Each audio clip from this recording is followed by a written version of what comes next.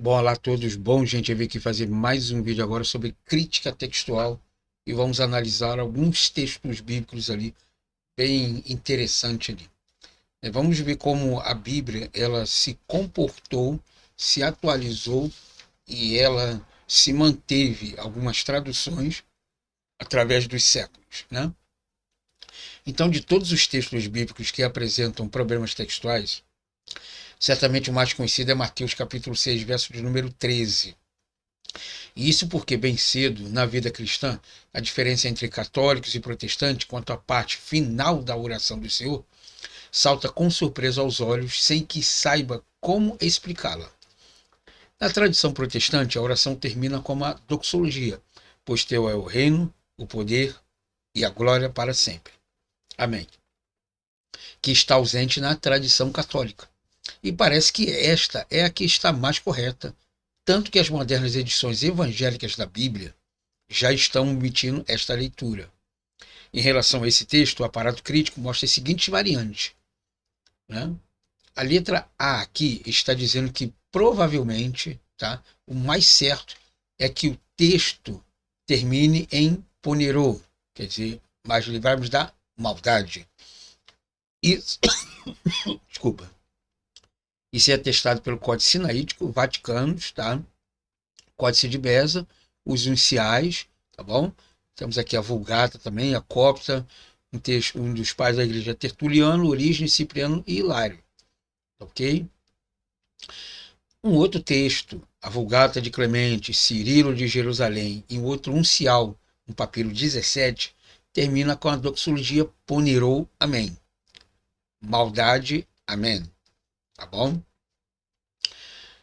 Um outro uncial, que é o K, o L, o W, o D, o teta, o pi, e esses fólios aqui e algum desses manuscritos, aqui até o 33, traz a expressão punero, rotisso esti re basileia, kai dynamis kai duxa estus aionas, amen. Maldade, pois teu é o reino e o poder e a glória para sempre ou para os séculos. Amém. Tá bem? Outro unciais, tá? O papiro 157, 225 e 418 traz a expressão doxa, doxa tu, tá? Aí no caso, esses três documentos aqui traz a expressão punerou, roti soesti repacelia, kai redinamis kai eidoxa. Aí tira esse eis aqui, bota tu, aiona, amém, tá? Maldade, pois teu é o reino e o poder e a glória do século, não dos séculos como está aqui, tá bom? Esses manuscritos aqui diz dois séculos. Esse camarada aqui, tá? Ele diz do século, tá bom? Um está no plural e o outro está no singular, ok? Outros textos agora, que complementando com este aqui, tá? São esses unciais aqui. Até aqui traz a expressão onerou roti soesti rei parcelia, kai dinamis, kai edoxa, tu aionas, eis tu aiona, amém. Tá bem? Mas antes de amém, tá? Ele traz essa expressão aqui, ó, doxa tu, patros, catarruio, cai tu, hagios pneumatos, eis, aí completa aqui. Então, esse texto aqui, tá? Ele traz essa seguinte expressão, tá? Maldade, pois teu é o reino e o poder e a glória dos séculos, né? Século do Pai e do Filho e do Espírito Santo para os séculos. Amém. Tá bom? Então, esses são aqui os documentos que constituem essa oração final aqui. Tá bom? Outro manuscrito, ele diz, Ponero roti suesti, redinamis eis tu aionas tu aionon.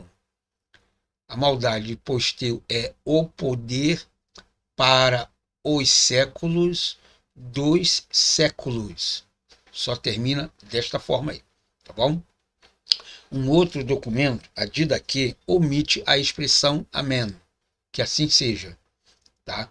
Ele diz, da maldade, pois teu é o poder e a glória para os séculos, amém, tá bom? A maldade, ponero rotiço esti redinamis, kai redoxa esti tu aionas, amém. Tá bem? Um outro manuscrito traz a expressão ponero retiço esti repacelia, kai redoxa estus aionas, amém. Maldade, pois teu é o reino e a glória para os séculos, amém. A Siríaca de Clemente. Então você vê que sempre está mudando alguma coisa. Um acrescenta, outro diminui. Tá bom? Ponero eti su esti repacelia, tu patros, kai tu ruio, kai tu hagios pinamato, estu aionas, amém. Maldade, pois teu é o reino do Pai e do Filho e do Espírito Santo para o século, amém. Tá? Então, como você pode ver, a doxologia final, ela sempre está mudando. Uma hora ela está mais longa, uma hora está mais curta. Mas qual o texto original? Geralmente quem trabalha com crítica textual sabe que o texto original é sempre o mais longo, não o mais curto. Tá? Por que o mais curto? Porque é uma forma de simplificar o texto. Tá? Simplificando o texto, ele está colocando o texto como objetivo. Tá? Ele não está fazendo aquela doxologia que tem que ser aquela coisa toda, cheia de tradição, entendeu? Ele apenas está objetivando o texto. Então, como você pode ver, a doxologia ocorre de diversas maneiras. Tá? Nos manuscritos K, L, W, Delta, Teta, Pi, o fólio 13 e vários outros, ela aparece em sua forma mais conhecida. Ao passo que as tradições saídicas e faimúnicas, bem como a Didaquê, não trazem as palavras repacelia cai, o reino e já a siríaca curetoniana faltam as palavras redinamis cai, né? O poder e. E no Códice Bobiense, na antiga latina, lemos apenas poiteu é o poder para sempre e sempre. Alguns manuscritos gregos expandem a forma para sempre em para sempre e sempre, e quase todos adicionam o amém. Alguns manuscritos posteriores, como os 157, 225 e 418, adicionam a declaração trinitariana, pois teu é o reino e o poder e a glória do Pai e do Filho e do Espírito Santo. 3 ali formando a trindade, tá bom? Mas só que isso aí são manuscritos posteriores, ok? Os manuscritos posteriores é que dizem que há uma trindade. E nenhum documento antigo afirma que existe uma trindade, tá? E a mesma adição ocorre também no término do Pai Nosso na liturgia tradicionalmente atribuída a João Crisóstomo. Então vamos analisar agora a evidência externa. Ao analisarmos as várias variantes de seus respectivos testemunhos, verificamos que os melhores representantes dos textos alexandrinos, que é o sinaítico e o vaticanos, e o ocidental D, que é o Códice Efraimita, e a maioria dos antigos latinos e da pré-cesariense, omitem a doxologia em qualquer de suas formas. O mesmo acontecendo com os mais antigos comentários patrísticos sobre o Pai Nosso, como de Tertuliano, Orígenes e Cipriano. O primeiro pai da igreja a citá-lo foi João Crisóstomo, no final do século IV. E o mais antigo manuscrito grego a registrá-la é o Códice Washingtoniano, do século V. Sua ocorrência torna-se comum apenas em manuscritos bizantinos mais recentes. Ok? As evidências documentais, portanto, sugerem que a doxologia do Pai Nosso consiste num acréscimo posterior. O fato de constar no Diataceron, de Taciano e no Didaquê revela que sua origem é bastante antiga, podendo mesmo recuar ao final do século I, mas não encontrou caminho para o texto grego senão a partir do século V. As evidências internas. Bittencourt, que é um grande especialista na área do Novo Testamento, chama a atenção para o fato de que o texto sem a doxologia é mais simples e está mais de acordo com a realidade religiosa de Jesus e na sua simplicidade. De fato, os sinóticos não registram nenhuma expressão de louvor tão retórica quanto esta, como tendo saído dos lábios de Cristo. Mas o argumento interno mais forte contra a autenticidade dessa leitura parece vir de Lucas capítulo 11, do verso 2 ao 4, em que a mesma oração omite a doxologia. E é notório constatar que a tradição manuscrita nessa passagem exibe vários esforços por tentar harmonizá-la ao texto paralelo de Mateus, em praticamente os mesmos manuscritos que nele adicionam a doxologia. Por que razão os copistas, ao harmonizar em Mateus e Lucas, não acrescentaram ao segundo a doxologia que eles mesmos haviam acrescentado ao primeiro? A resposta parece ser a seguinte: sendo a oração do Nosso Senhor na versão de Mateus a mais usada na liturgia cristã primitiva, como ainda hoje, por ser mais completa e fluente, os escribas optaram por acrescentar a doxologia somente ali, enquanto em Lucas introduziram apenas os elementos que faltavam para uma simples harmonização do conteúdo original. Em outras palavras, em Mateus o acréscimo foi por razão litúrgica, ao passo que em Lucas, presta bem atenção, pela simples combinação de textos paralelos. Que o Pai Nosso na versão de Mateus era o preferido dos cristãos primitivos, ficava evidente por seu emprego na medida que, de acordo com Raymond Coster, o autor desta obra pós-apostólica, baseou-se inteiramente em Mateus ao redigir a oração e fez questão de introduzi-la com as palavras como o Senhor ordenou em seu Evangelho.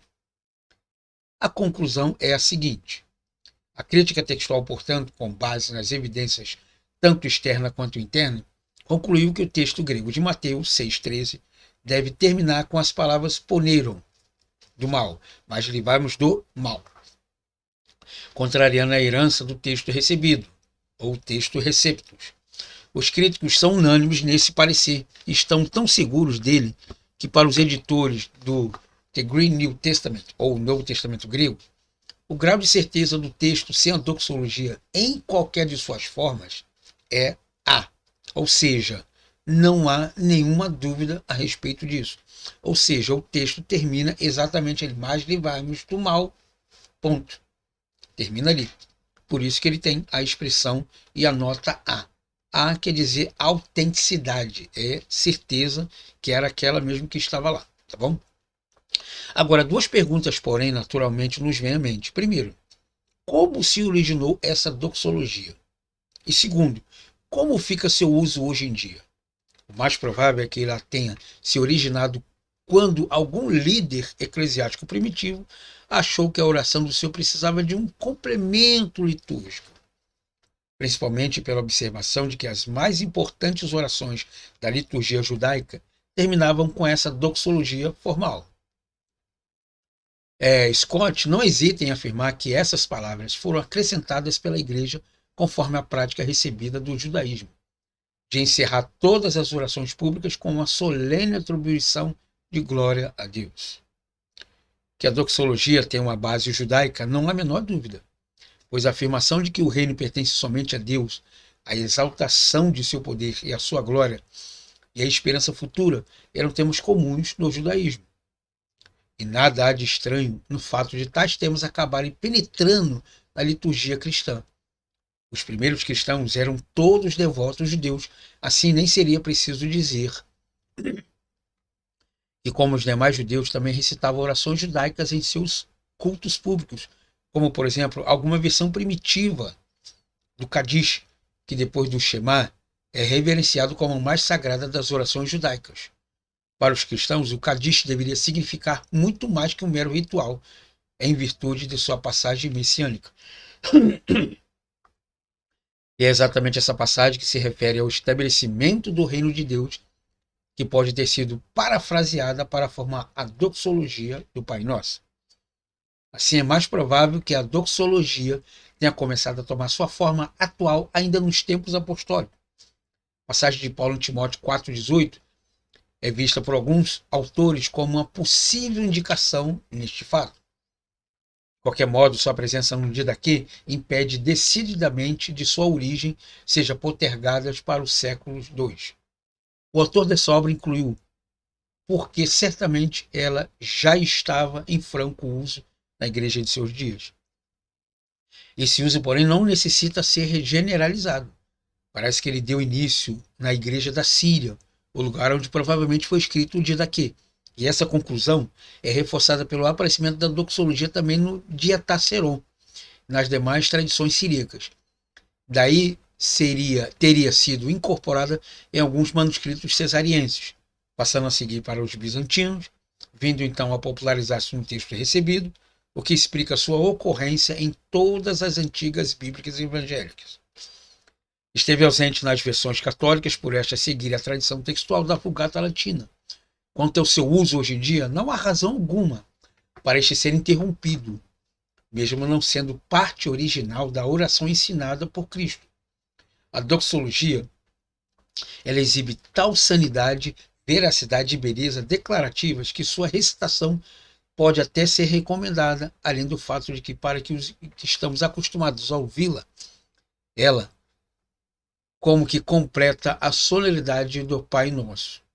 Por outro lado, como salienta David Brown, o que o Senhor quis fazer talvez ensinar um modelo de oração para ser concluída mais ou menos como as circunstâncias determinassem, os que explicaria aparentemente a sua forma incompleta, seja como for usada de forma literal ou adaptado ao momento, e que vai mesmo fazer diferença do Pai Nosso ou de qualquer outra oração, é a fé com a qual o adorador aproxima-se de Deus. Então nós vemos que todas essas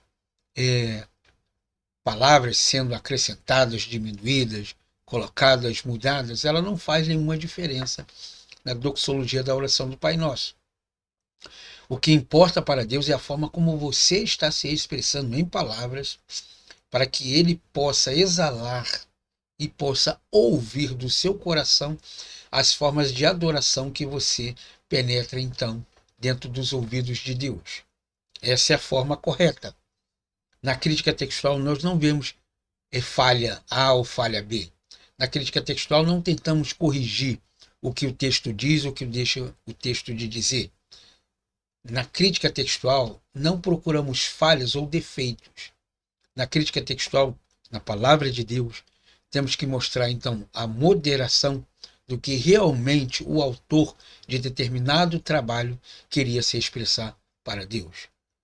Espero que você tenha gostado dessa lição. Nos vemos, então, na próxima aula. E muito obrigado por ter permanecido comigo aqui até esse momento.